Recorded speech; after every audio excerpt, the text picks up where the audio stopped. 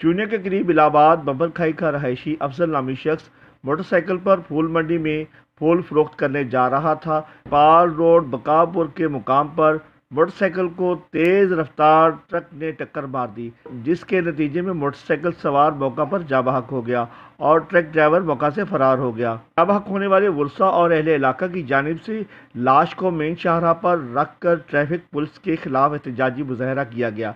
मुजाहिरीन की जानिब से ये इल्ज़ाम आयद किया गया कि ये हादसा पुलिस की गफलत और ट्रक ड्राइवर को दानिस्ता फरार कराने में मदद की है, और मुजाहिरीन की जानिब से ये भी कहना था कि बेजा नाकाबंदी की वजह से ये हादसा पेश आया है।